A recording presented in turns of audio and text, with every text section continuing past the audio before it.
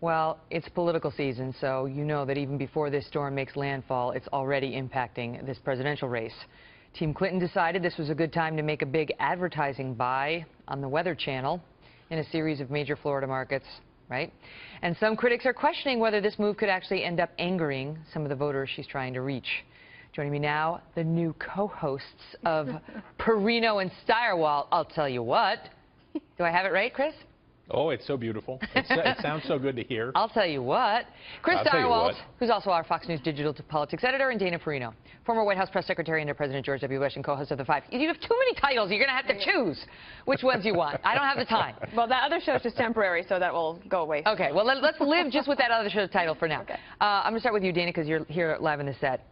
Ad buy on the Weather Channel by Hillary. I understand the goal in running for president is to reach people. Should reach a lot of eyeballs. I think it depends on what the ads are. If it's if they're ads that are slash and burn against Donald Trump, I don't think that would be very welcome. But if they're ads that are uplifting, it might just have a positive impact. I also think that the impact of the storm is going to be so big that they might not have a lot of commercial breaks because the impact of the storm is, if what Rick is saying actually ends up happening, we could be in a really dire situation for millions of people for a long period of time.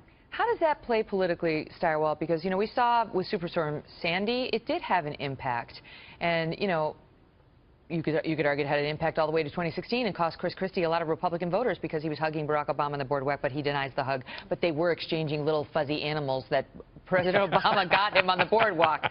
I keep saying to Governor Christie, because he's like, there was no hug, and I keep saying, don't make me show the video of him winning you that little fuzzy bear. Okay, but anyway, how does that play, Chris?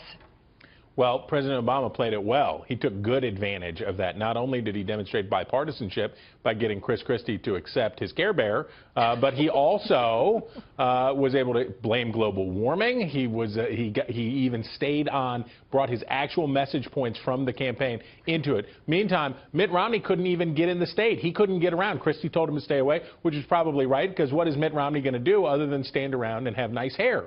It blows nicely as the breeze is coming in. Right, it's blowing as the breeze is coming in, but he's not going to be able to do anything. So that's where running against an incumbent makes it harder, because Obama could go there, he could push his message about global warming and do other things. Here.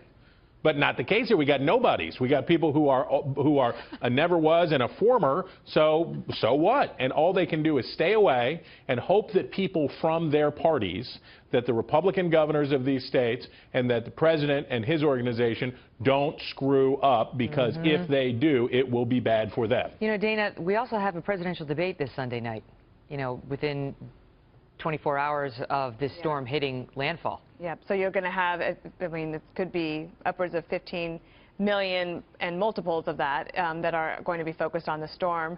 They'll be paying little attention to the debate. Nobody pays attention as much as we do, but it's possible that night that you could end up with Trump, like a split screen with Donald Trump, Hillary Clinton, and then the weather map or coverage, because people are going to want to know what is happening to their communities. And what about, you know, early voting, right? Because this is also going to impact North Carolina and Florida. And you tell me whether, you know, turnout for that is a factor, or is this going to depress any of that or change any of that? Well, I have to say, if I could defer to my co-host, who I believe is working on a data dive. I'll tell you what, you may.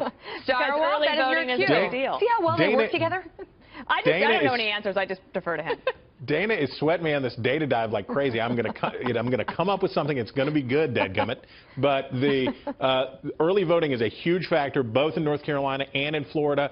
If the storm is disruptive to a great degree, that will be harmful for Democrats who like early voting and like long voting periods, so that they can mobilize reticent voters or hard-to-get-out voters.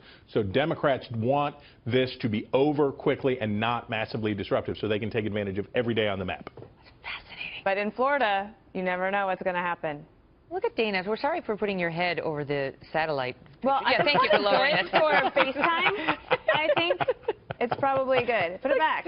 Dana's little floating head above the storm. I don't know what we're trying to say about Dana. Like, ah! I'm having one of those weeks. Okay. That's what I'm saying. Tears. I know. Remember, she was crying last night. She was very verklempt by the vice presidential debate. But only through one eye.